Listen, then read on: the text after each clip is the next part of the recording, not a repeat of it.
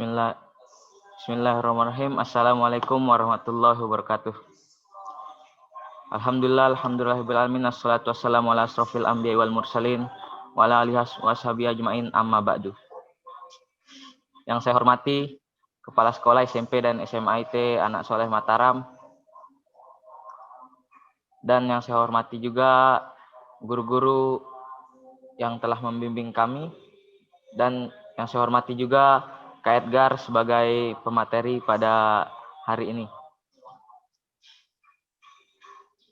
Pertama-tama marilah kita panjatkan puja dan puji syukur kita kehadirat Allah Subhanahu wa taala yang hingga saat ini masih memberikan kita nikmat yang tidak kita bisa hitung, saking banyak nikmat yang diberikan oleh Allah Subhanahu wa taala. Kedua kalinya salawat serta salam kepada junjungan alam Nabi besar Muhammad sallallahu alaihi wasallam yang telah membawa kita dari zaman kegelapan menuju zaman terang benderang hingga kita bisa merasakan kenikmatan Islam. Pertama, marilah kita buka acara kajian taskib pada hari ini dengan sama-sama melapaskan basmalah. Bismillahirrahmanirrahim. Selanjutnya, lantunan ayat suci Al-Quran dari Ustadz Hurman. Padanya waktu dan tempat kami persilahkan.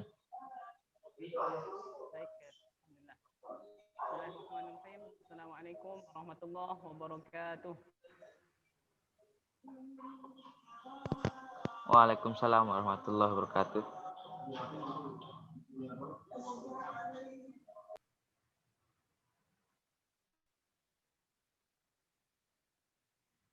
A'udzu billahi minasy syaithanir rajim. Bismillahirrahmanirrahim. Walau anna ahlal qura amanu wattaqaw lafatahna 'alaihim barakatin minas samaa'i wal ardh. بركات من السماء والأرض ولكن كذبوا فأخذناهم بما كانوا يكسبون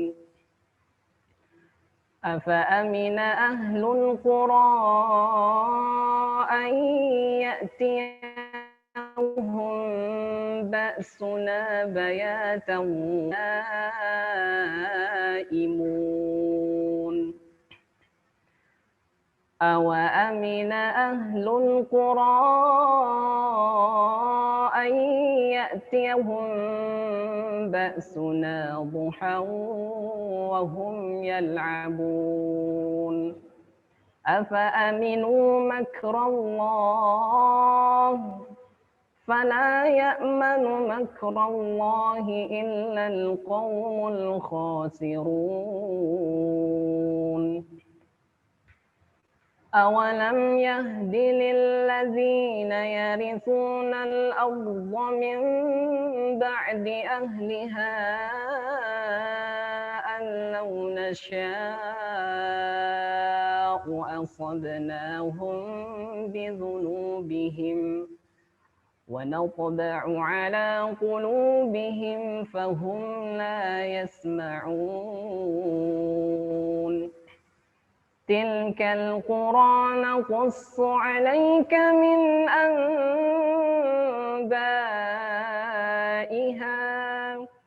ولقد جاءتهم رسلهم بالبينات فما كانوا ليؤمنوا بما كذبوا من قبل كذلك يطبع الله على قلوب الكافرين وما وجدنا لأكثرهم من عهد وإن وجدنا أكثرهم لفاسقين ثم بعثنا من بعدهم موسى بآياتنا إلى فرعون وملئه فظلموا بها فانظر كيف كان عاقبة المفسدين صدق الله العظيم. Ya, Assalamualaikum warahmatullahi wabarakatuh.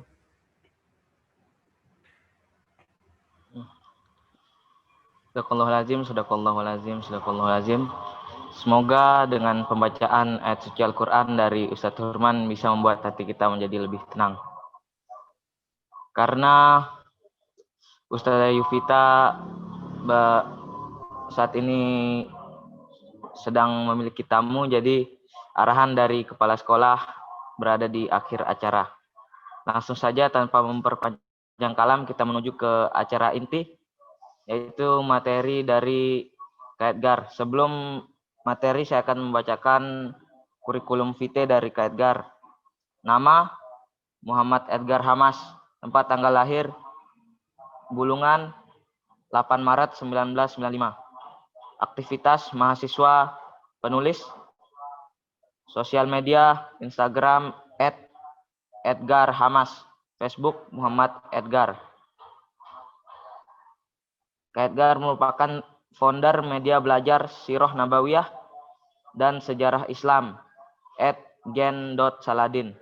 Moto hidup kun badi'az zaman, jadilah keajaiban zaman. Tokoh teladan Rasulullah Shallallahu Alaihi Wasallam, Muawiyah bin Abu Sufyan, Amr bin As. Karya-karya yang sudah dibuat oleh Kaedgar: 1. Untuk kalian yang rindu peradaban, tahun terbit 2015, Pro Media Yogyakarta. 2. Belajar dari negeri para nabi, tahun terbit 2017, Pro Media Yogyakarta. 3. Aku Muslim dan Aku Bangga, dalam proses penerbitan. 4. Energy of Madinah, dalam proses penerbitan. 5. Tulisan di berbagai media sosial dan cetak. Pendidikan yang sudah ditempuh: S1 pertama Fakultas Ushuluddin, Universitas Al-Azhar Kairo 2015 sampai 2017. S1 kedua Fakultas Dakwah dan Ushuluddin, Universitas Islam Madinah Arab Saudi sampai sekarang. Selanjutnya materi dari Kaedgar, waktu dan tempat kami persilahkan. Oke, terima kasih Mas sebagai moderator. Dan pertama sebelum mulai, saya suka banget sama suara Ustadz tadi yang membaca Quran, Masya Allah Ustadz. Karena sedikit orang yang bisa pakai langgam tersebut Ustadz. Masya Allah, barakallah pada Ustadz Hurman. Bismillahirrahmanirrahim. Assalamualaikum warahmatullahi wabarakatuh. Alhamdulillahirrahmanirrahim. Alhamdulillahi ala ni'matihi tatimmus salihat wa tafid, wa bisyukrihi takthuru ni'am wa tazid, wa bifadlihi tatanazzalu ruhamatu ala al-abid.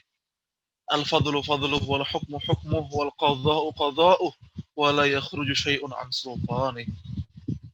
Kepada yang saya hormati segenap asatidzah yang ada dalam ruangan virtual ini, dan yang saya banggakan teman-teman semuanya yang bersama-sama kita sekarang di yayasan kalau saya tahu kelas 9 ya sama kelas 10 ya, di teman-teman anak soleh semuanya yang dirahmati Allah Subhanahu wa taala. Kalau di sana jam 10-an lebih ya, kalau di sini jam 9-an.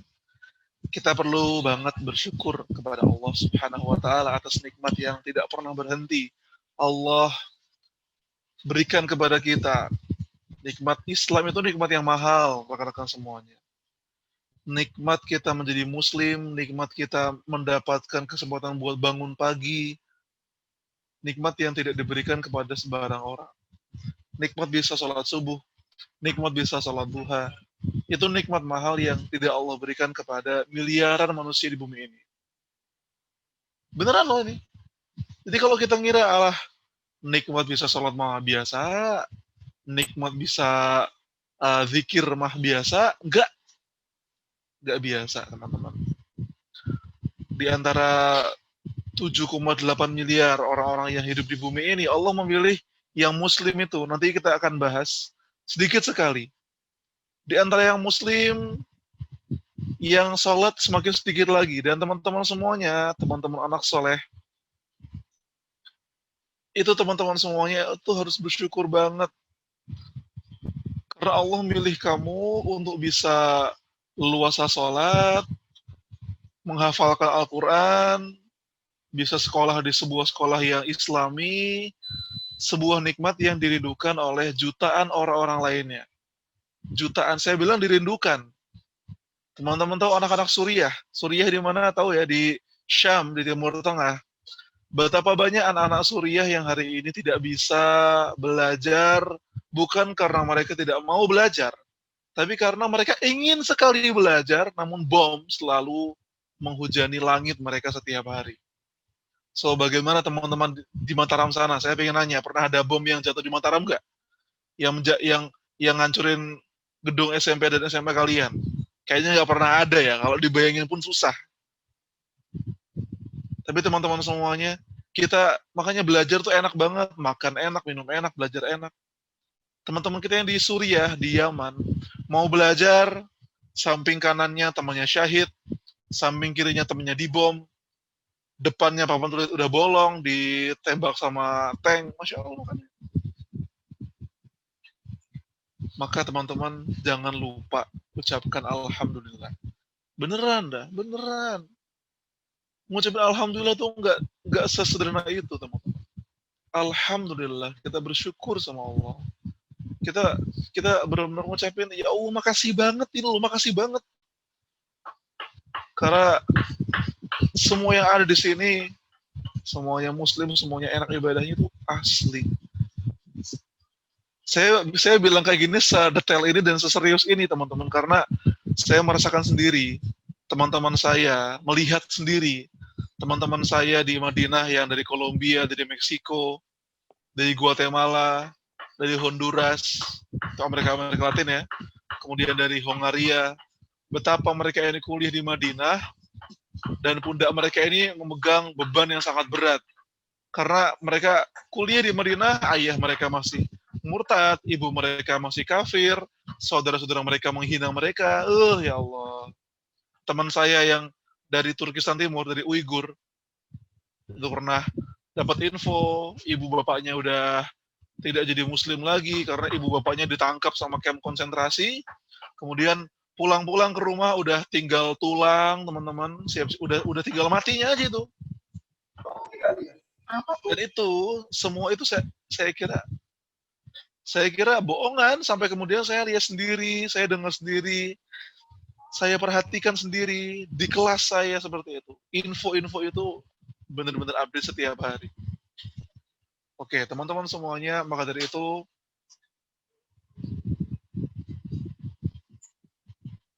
yang kita akan bahas pada malam hari ini, ya Allah. Pada pagi hari ini adalah bagaimana cara kita menjadi generasi terbaik yang akan membangun peradaban. Nuwun sewu, punten, mohon maaf saya sudah titipkan slideshow-nya kepada Ibu Yuvita. Mungkin beliau sudah mengkoordinasikan dengan para asatid atau teman-teman moderator supaya bisa ditampilkan di ruang virtual ini. Apakah sudah ada? Kalau belum, sembari menunggu, begini teman-teman semuanya. Ada yang tahu arti tasqif apa enggak? Mumpung nih kan, kita tuh luar biasa. Tadi Mas Moderator bilang agenda tasqif pada pagi hari ini. Saya pengen nanya simpel aja, tasqif itu artinya apa teman-teman? Pengajian? Atau diskusi? Nah, teman-teman semuanya, tasqif itu artinya dari kata thaqafa yuthaqifu tathqifan, bermakna meluaskan pandangan ya, meluaskan wawasan. Jadi yang tadinya wawasan kita sempit, kita meluaskannya menjadi lebih paham tentang beberapa hal. Tadinya kita nggak tahu tentang Islam, setelah ikut tafkif kita lebih tahu tentang Islam. Makna tafkif itu sebenarnya meluaskan ya, bukan nggak tahu jadi tahu, tapi gini teman-teman, kamu apa namanya yang tadinya memahami Islam itu cuma 20%, ketika ada tafkif kamu jadi memahami Islam tuh 80% gitu loh. Itu gampangannya. Yang tadinya kamu nggak paham tentang generasi muda, kamu paham cuma 30%, karena kamu ikutan tafkif, pemahaman kamu meningkat menjadi 90%. Kayak gitu tuh makna tafkif. Jadi dia meluaskan pandangan kita, meluaskan cara berpikir kita. Maka teman-teman semuanya, jadilah engkau pemuda Islam, pembangun peradaban. Di sini saya ingin nanya kepada Mas Moderator, apakah teman-teman ini bisa menjawab dengan chat atau memang tidak boleh menjawab dengan chat? Atau gak ada dialog, jadi saya ngomong aja gitu, dan teman-teman semuanya kalau mau nanya nanti, oke nanti aja betul ya.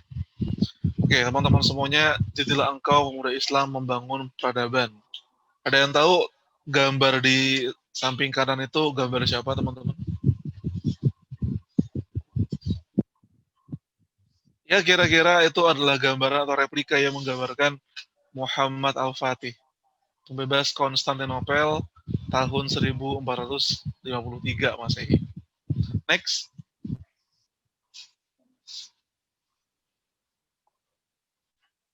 Ya. Rekan-rekan semuanya yang dirahmati oleh Allah Subhanahu wa taala. Berapa jumlah penduduk bumi hari ini? Ketika saya nanya seperti ini, maksud saya adalah agar kita tahu kira-kira jumlah penduduk yang ada di dunia ini itu berapa. Untuk membayangkan amanat dakwah itu ada berapa. Itu loh teman-teman. Kalau kamu ada di desa kamu perlu memetakan jumlah pemuda di perumahan saya berapa ya. Saya ingin memetakannya, saya ingin mendakwahi mereka. Jumlah anak-anak muda di kabupaten saya berapa ya. Saya ingin memetakannya, karena mereka adalah amanah dakwah. Saya ingin bisa mengajak mereka ke arah kebaikan. Kamu kalau ingin jadi pemuda pengubah peradaban, kamu kalau ingin menjadi orang yang hebat, hidup kamu itu jangan cuma mikirin diri sendiri aja. Terlalu receh, terlalu kriuk, kayak kerupuk putih ya. Kalau kamu memutuskan buat menjadi orang yang hebat, untuk menjadi orang yang keren, kamu perlu mencoba naik kelas dengan memikirkan orang lain juga selain diri kamu. Karena setiap orang besar itu pasti mikir orang lain.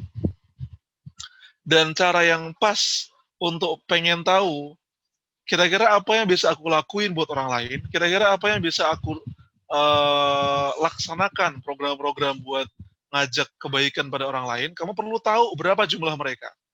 Ya kan?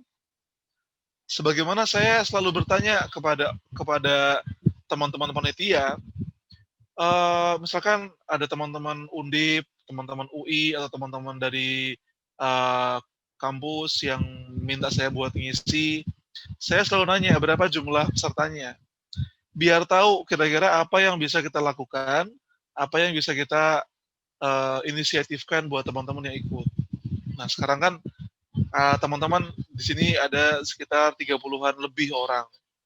Kita pengen tahu jumlah penduduk bumi ini ada berapa. Biar kita paham betapa luasnya bumi ini dan betapa besarnya amanat untuk kita jalani.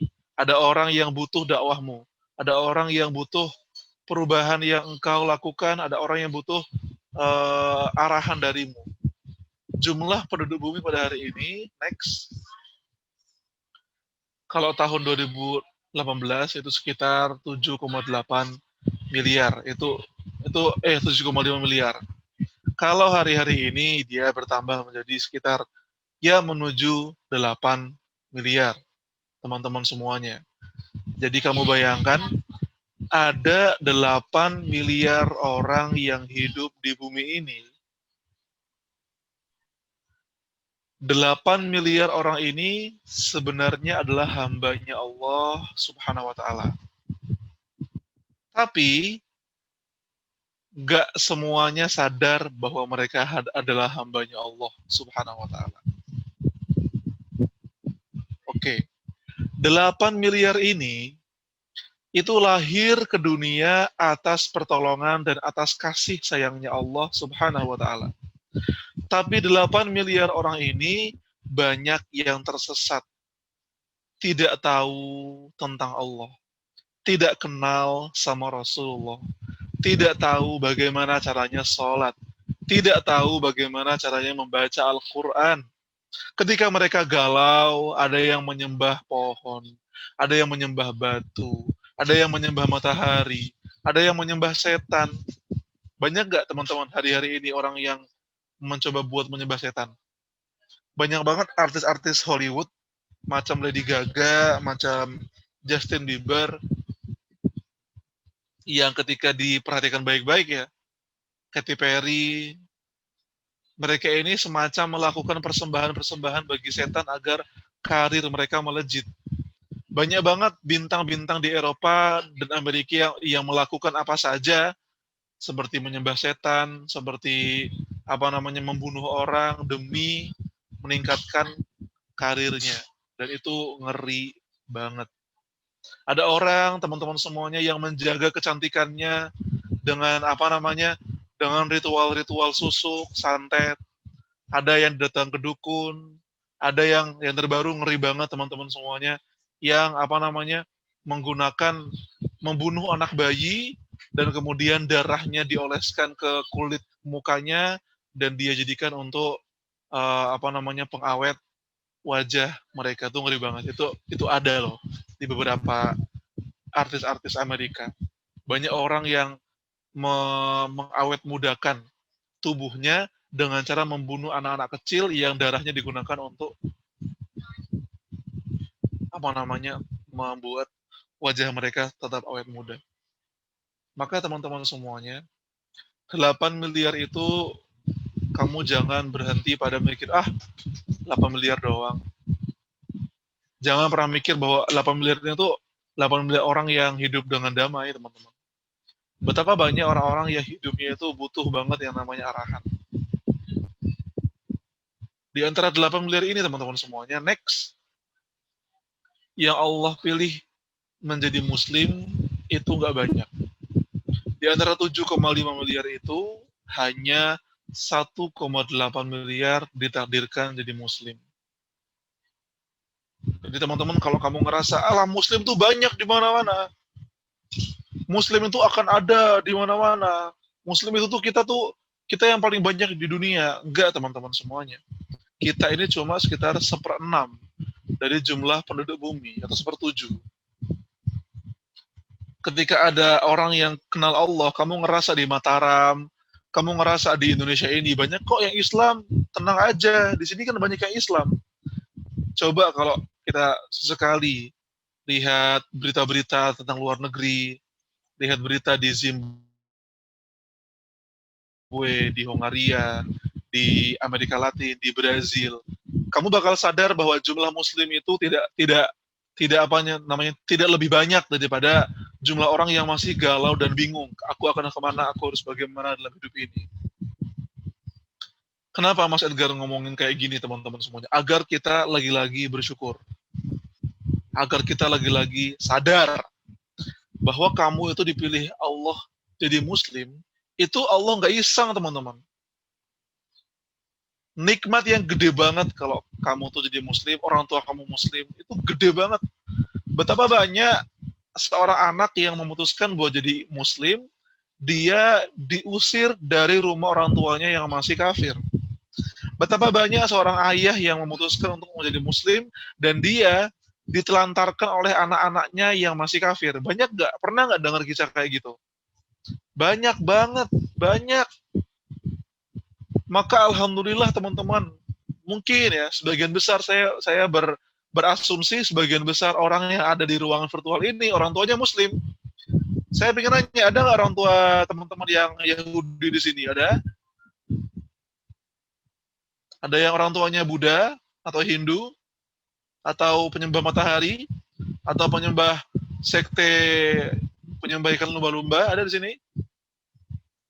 Ya ada kan? Hampir sebagian besar adalah Muslim. Allah biasa aja mas, semua juga gitu. Ya, karena kita ngelihatnya dalam skala yang kecil. Kalau kamu ngelihat sedunia, makanya kita bawa kamu ke angka 8 miliar ya. Biar kamu sadar bahwa kita ini yang ditakdirkan Allah buat mengubah peradaban. Nah, next.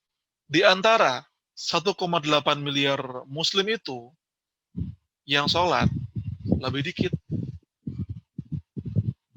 Ya, sebelum yang slide yang itu, nih teman-teman semuanya, di masa depan nanti Islam akan menjadi agama terbesar, khususnya pada tahun 2075, ya. Karena teman-teman semuanya, hari-hari ini orang itu sedang ada gerakan kembali lagi kepada Islam. Mereka itu pingin belajar lagi tentang Islam. Banyak orang yang sadar, gue ngapain aja hari-hari ini, aku tuh kemana aja, nyari ke sini, nyari ke situ, mengembara ke timur, mengembara ke barat. Ternyata yang aku cari-cari adalah Islam. Orang-orang Eropa sekarang tuh lagi bingung, lagi galau, karena mereka ini, aku tuh kaya, aku tuh banyak duit, tapi kok hatiku nggak tenang ya? Tuh, itu perasaan yang dirasakan oleh orang-orang Eropa hari ini. Mereka punya uang, mereka punya karir, mereka punya kehidupan yang bagus secara materi, tapi mereka tuh bingung, kenapa hatiku kok nggak bahagia? Ternyata bahagia itu nggak bisa dicari dengan duit doang. Di satu sisi ada orang yang ngerasa punya dia ngerasa ada di lingkungan yang tepat, dia ngerasa ada di sebuah komunitas yang bagus, tapi kok hati dia masih gak tenang. Ternyata teman-teman semuanya, yang jadi krisis orang-orang di zaman ini itu bukan krisis duit, tapi krisis kebahagiaan jiwa.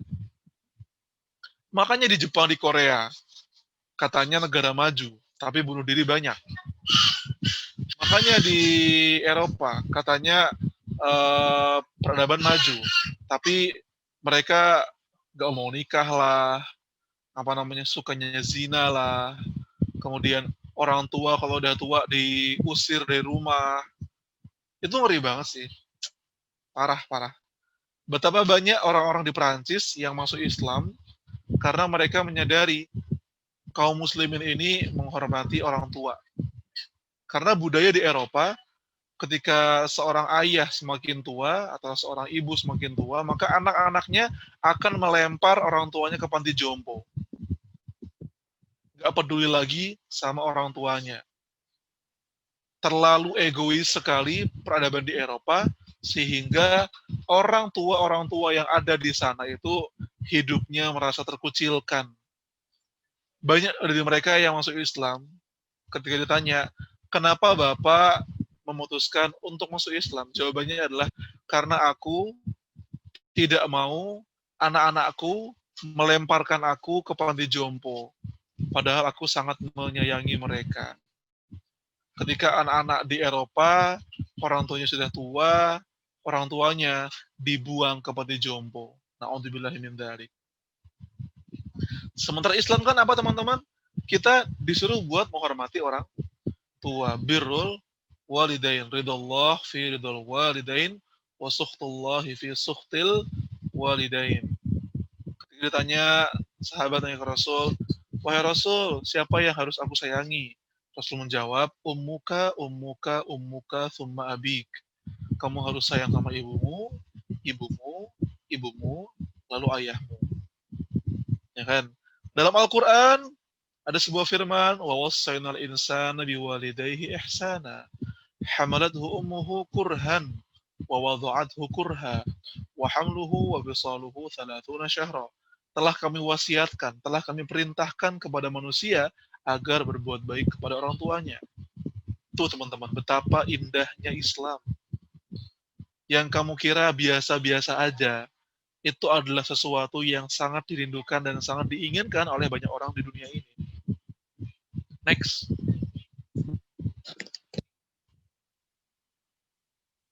Ini proyeksinya, kaum muslimin itu akan bertambah sekitar 70%, dan kita tidak akan kaget nanti di Eropa tahun 2050 Eropa akan berubah menjadi benua muslim, kemudian di Cina akan meningkat jumlah muslimnya, di Afrika pun demikian.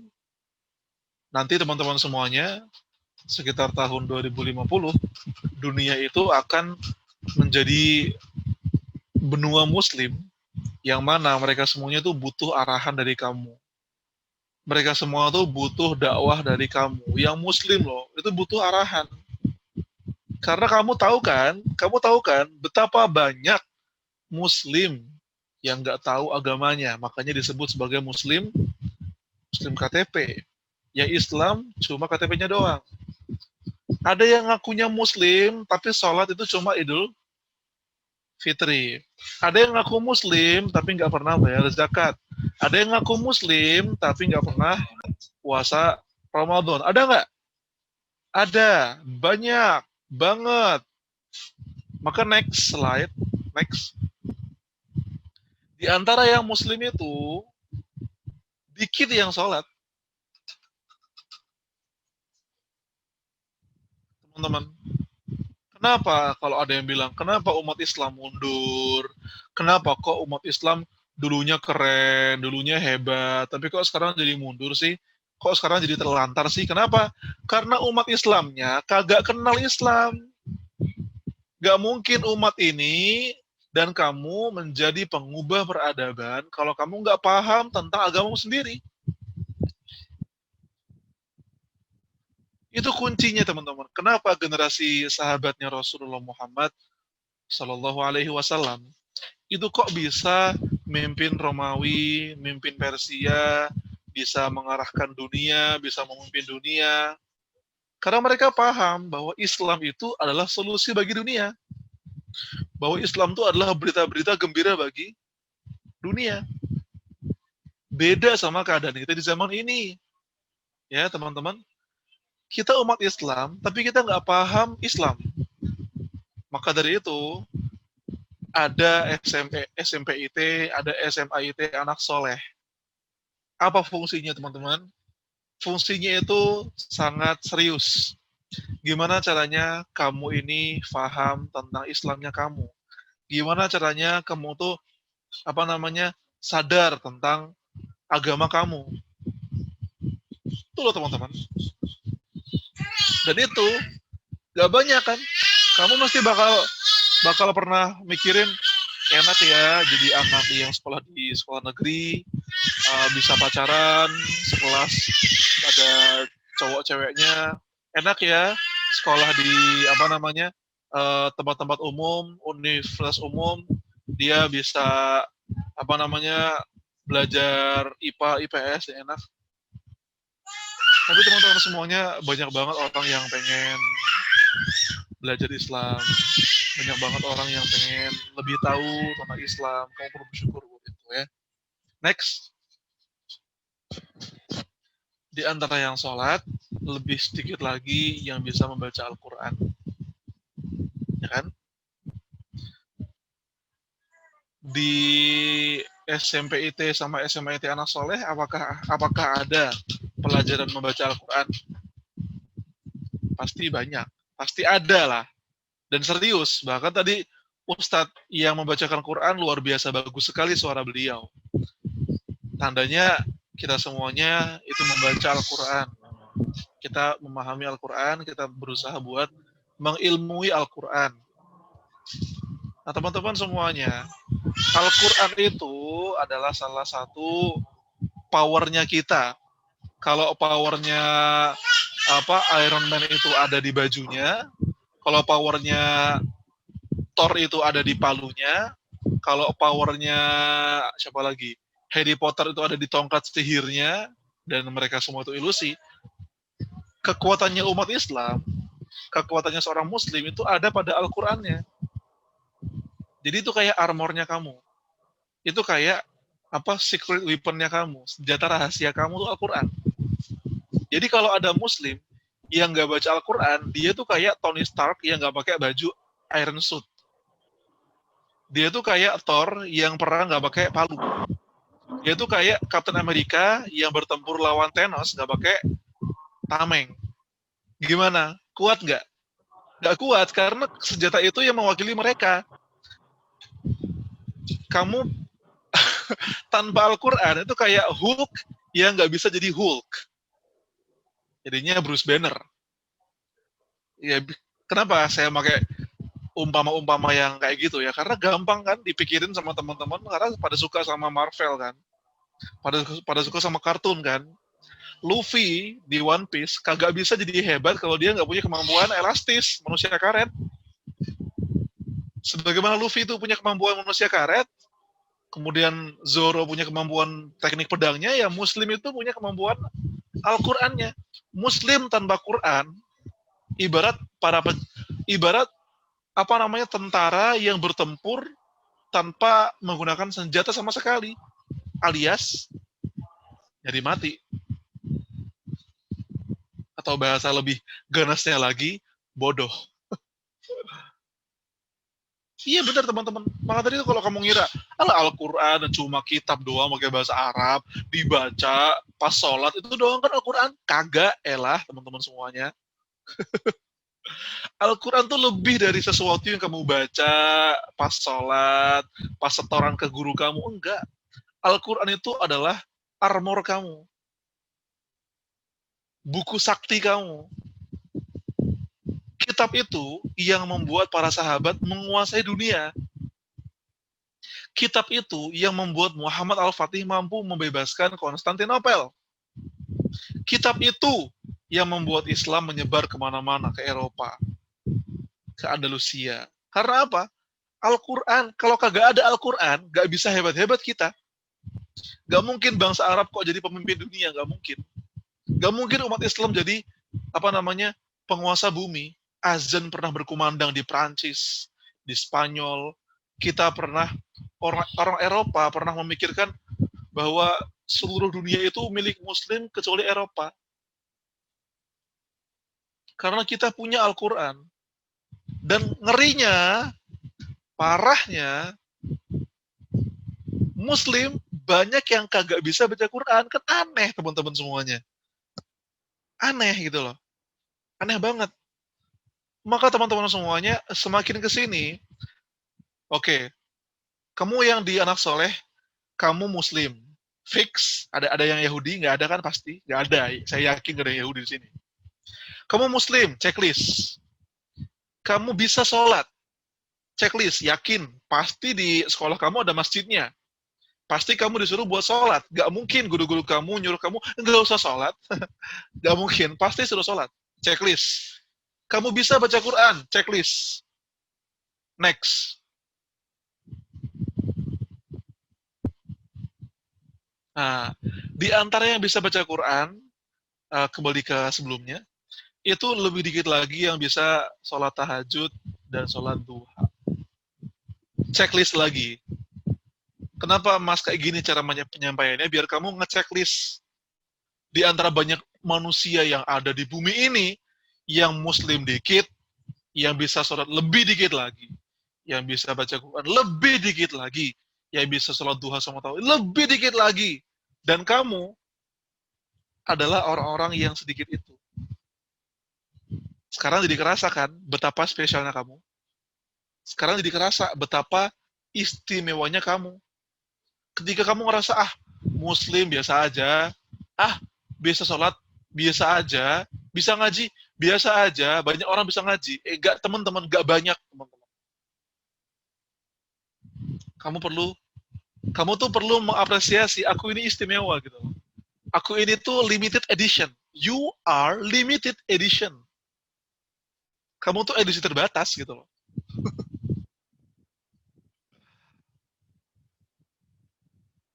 Maka kamu jangan pernah ngira orang yang belajar di sekolah Islam terpadu tuh anak yang anak yang terbelakang, anak yang gak gaul.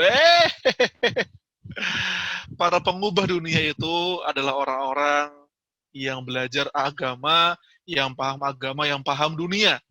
Yang mana itu insya Allah ada pada teman-teman semua di sini. Next. Nah, Allah tuh milih kamu jadi muslim. Allah tuh nakdirin kamu bisa sholat. Luasa sholatnya. Saya yakin di sini kagak pernah ada orang sholat, kemudian ada tentara Zionis nembak-nembakin. Kagak pernah ada kan? Kagak pernah ada. Gak pernah, saya yakin di sini gak ada yang pas ngaji Al-Quran, tahu-tahu ada tentara Cina yang nangkep kamu karena kamu baca Al-Quran. Gak pernah ada di sini. Di Cina, baca Quran ditangkap. Bahkan menamai anaknya dengan nama Muhammad ditangkap. Di Indonesia, kalau misalkan yang punya nama Muhammad ditangkap, 2/3 rakyat Indonesia habis tuh, karena saya yakin di absensi kita banyak yang namanya pakai Muhammad, ya kan? Muhammad ini, Muhammad itu, Muhammad A, Muhammad B, Muhammad C. Kayaknya sepertiga absen isinya Muhammad semua. You can delete. Betapa banyak pemerintah Cina, banyak banget ayah yang namain anaknya Muhammad, besoknya ditangkap sama Cina. Ngeri banget kan? Maka teman-teman semua, ini nggak iseng. Ini bukan isengnya Allah. Kamu menganggap ini sederhana. Tapi kamu akan menyadari betapa mahalnya karunia itu jika kamu benar-benar membaca dunia. Tolong garis bawahi kalimat terakhir. Kalau kamu benar-benar membaca dunia. Kalau suatu saat nanti kamu diberi kesempatan buat main-main ke Brazil, main-main ke ke Norfolk, ke Rusia, ke Inggris, ke Jerman, ke negeri non-Muslim, kamu akan sangat mensyukuri nikmat sebagai seorang Muslim di Indonesia. Karena di negeri yang minoritas Muslim, azan kamu jarang dengar, masjid jarang ketemu. Betapa banyak teman-teman saya yang kuliah di Jepang, kuliah di negara-negara Muslim, kalau mau sholat Jumat, itu mereka harus berangkat 2 jam sebelum Jumatan, karena jarak masjidnya itu jauh sekali teman-teman semuanya. Karena jarak mereka ke Islamic Center itu cuma bisa 3 jam, hanya bisa ditempuh dengan kereta selama 5 jam. Banyak kayak gitu. Banyak. Next.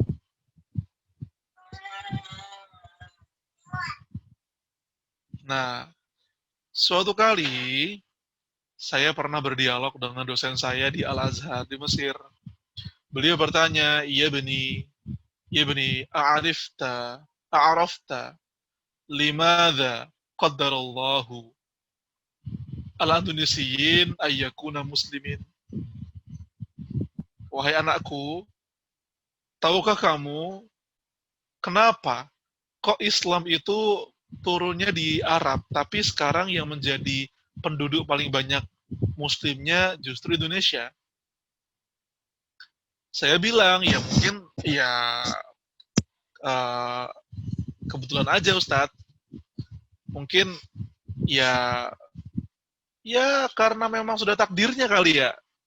Maka dosen saya bilang, gak ada yang iseng ya akhi, gak ada yang main-main gitu. Allah ini menakdirkan Indonesia menjadi negara yang banyak Muslimnya. Barangkali Allah ingin menyiapkan Indonesia menjadi negara yang hebat. Teman-teman tahu kan Allah nggak pernah iseng ya. Allah nggak pernah iseng. Jangan-jangan ketika Allah menyiapkan Indonesia ini banyak Muslimnya, mungkin di masa depan pembebas Al-Aqsa itu orang Indonesia. Mungkin di masa depan yang membebaskan Roma itu orang Indonesia. Mungkin di masa depan yang memimpin umat Islam sedunia itu orang Indonesia, teman-teman semuanya. Kita perlu sadari betul itu. Kita ini diciptakan untuk sesuatu yang besar. Next. Tapi teman-teman semuanya, kita seringkali menganggap kita ini figuran. Orang Indonesia di mana-mana, mohon maaf ya ada backsound-nya, itu backsound tentang pembebasan Al-Aqsa, teriak-teriak takbir, anak saya maksudnya. Nah, kita, kalau saya sendiri yang ngerasa ya, di Mesir, di Madinah, banyak banget teman-teman Indonesia yang nggak pede dengan keindonesiaannya. Kita ngerasa Indonesia itu nggak hebat, Indonesia itu nggak keren, lebih keren di Korea, lebih keren di Malaysia, lebih keren di mana Turki. Padahal teman-teman semuanya, banyak banget ulama-ulama yang mengatakan bahwa Indonesia ini akan menjadi masa depannya umat Islam. Bendera merah putih kita itu mungkin akan berkibar di halaman Masjid Al-Aqsa ketika dia merdeka. Wih, saya selalu merinding membayangkan itu. Di hari ketika Masjid Al-Aqsa merdeka, ada bendera merah putih yang berkibar di atas halamannya. Andaikan itu terjadi, mudah-mudahan. Mudah-mudahan. Karena teman-teman semuanya, harapan orang-orang Palestina kepada bangsa Indonesia itu tinggi banget. Tinggi banget. Next. Kamu bukan figuran, sahabat sekalian. Kamu adalah pengubah peradaban. Ya. Kalau kamu ngira, alah, jadi umat Islam tuh nggak seru. Selalu dijajah, dipermainkan, dihinakan. Kamu mau pernah nggak mikir kayak gitu? Kenapa sih kita nih kan umat Islam ya? Kita kan umat yang dipilih Allah ya. Kenapa sih nasib kita gini-gini amat? Pernah nggak sih mikir kayak gitu? Jawabannya adalah karena kita tuh nggak sadar, umat Islam itu sendiri nggak sadar tentang kehebatan Islamnya. Dan memang musuh Islam berusaha ngebuat umat Islam itu lupa sama agama mereka sendiri. Musuh Islam berusaha buat memisahkan kita dari Al-Quran. Makanya ada sebuah ayat dalam Al-Quran, dalam surat Fussilat, وَقَالَ الَّذِينَ كَفَرُوا لَا تَسْمَعُوا لِهَذَا الْقُرْآنِ وَالْغَوْا فِيهِ لَعَلَّكُمْ تَغْلِبُونَ. Orang-orang kafir berkata, jangan dengarkan Al-Quran ini dan buatlah noise. Tahu teman-teman noise? Buatlah distraksi. Alihkan perhatian kaum muslimin dari Al-Quran supaya orang-orang kafir menjadi menang. Next, maka dari itu teman-teman semuanya, kita ini figuran, kita ini pemeran utama dan bukan figuran, dan kita ini adalah the real guardian of the galaxy. Kita penjaga bumi ini yang sebenarnya, tapi kita nggak sadar. Sama kayak gini, kisah simpelnya ya. Kamu itu adalah seekor singa, tapi kepalamu kebentur. Bangun-bangun, kamu lupa siapa kamu, dan kamu ini, tahu-tahu terbangun di kandang kambing. Sehingga kamu, karena kamu nggak tahu bahwa kamu singa, kamu mengembek sama kambing, kamu makan rumput sama kambing, kamu bermain sama kambing, kamu hidup seperti kambing, padahal kamu singa. Tapi karena kamu amnesia, kebentur kepala kamu, akhirnya kamu mengembek seperti kambing, kamu hidup seperti kambing. Kira-kira bagaimana cara agar singa ini sadar bahwa dia singa, teman-teman? Suatu saat, singa ini harus bertemu dengan kawanan singa yang lain. Kemudian dia harus bercermin ke sungai. Tuh kan, kamu tuh bukan kambing, coba lihat ke sungai, lihat wajahmu. Kamu bukan kambing, kamu tuh lebih dekat, lebih mirip sama kita yang singa-singa ini. Tapi kenapa kamu hidupmu kok ngambing banget? Hidupmu kok ngembek banget? Padahal kamu tuh mengaum harusnya. Itu teman-teman adalah perumpamaan tentang umat Islam hari ini. Kita amnesia, kita nggak tahu bahwa kita ini umat yang hebat. Akhirnya kita mengembek. Kita makan rumput.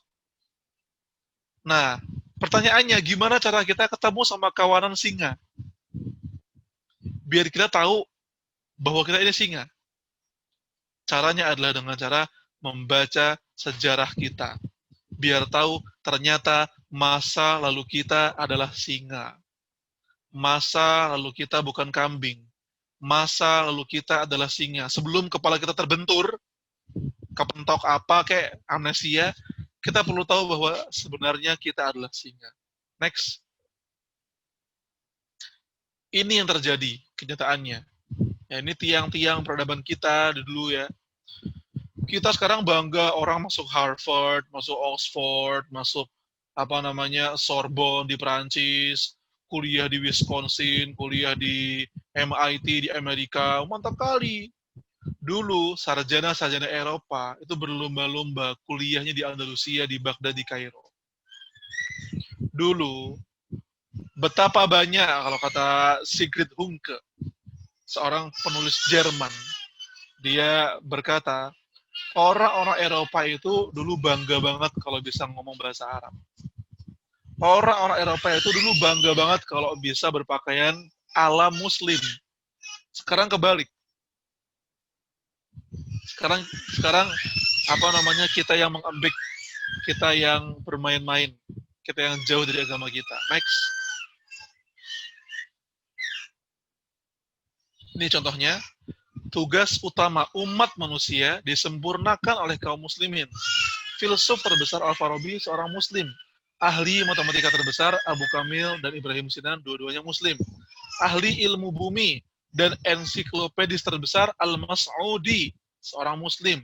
Ahli sejarah terbesar At-Tabari, juga seorang muslim. Yang mengatakannya adalah seorang ilmuwan dari Eropa, George Sarton. Next. Ini dulu adalah wilayah yang pernah kita pimpin. Teman-teman lihat kalau yang tahu Eropa, 2/3 Prancis pernah masuk dalam wilayah kepemimpinan umat Islam. Setengah Afrika, setengah Rusia, Eropa Tengah dan Timur, Hongaria, Vienna, Budapest, Hongaria, Austria, Serbia, Slovakia, Slovenia, Athena, Yunani, itu pernah masuk dalam kepemimpinan kita. Areas under Muslim rule at one point or another in history. Itu adalah wilayah-wilayah yang pernah kita pimpin. Kita lupa sama sejarah kita, makanya kan. Next. Bumi adalah panggung, ya. Ibaratnya ya, manusia adalah aktor dan aktris, dan Al-Quran adalah naskah utamanya. Tapi kita yang muslim ini lebih memilih menjadi figuran yang kagak membaca Al-Quran.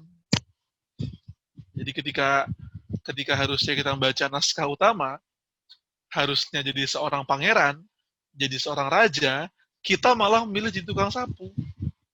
Kita malah memilih menjadi rumput, menjadi keset.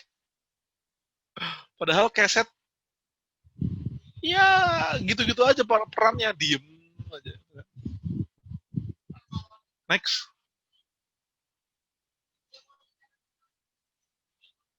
Nah, maka dari itu teman-teman semuanya, yuk kembali ke naskah utama. Bagaimana caranya agar kita menjadi pengubah peradaban dan kita sadar lagi bahwa kita ini singa, bukan embe. Pertama, pelajari Al-Quran. Kenapa? Karena sebagaimana saya bilang tadi, kamu tanpa Al-Quran seperti Tony Stark tanpa iron suit-nya, tanpa baju besinya. Kamu tanpa Al-Quran seperti Captain America tanpa tamengnya, seperti Hulk tanpa palunya atau tanpa kapaknya ya. Kan terbaru yang pakai kapak ya. Kamu tanpa Al-Quran seperti Doraemon tanpa kantong ajaibnya. Maka Quran itu naskah utama buat kamu, armor buat kamu, inti senjata pamungkas kamu. Yang kedua, pelajari sejarah Islam. Biar apa? Biar kamu sadar bahwa kamu ini singa. Kamu perlu ketemu sama singa gitu loh. Ya kan?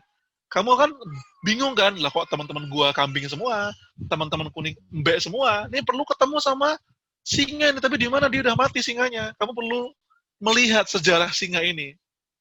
Biar kamu sadar bahwa kamu singa. Yang ketiga, milikilah akhlak pemeran utama.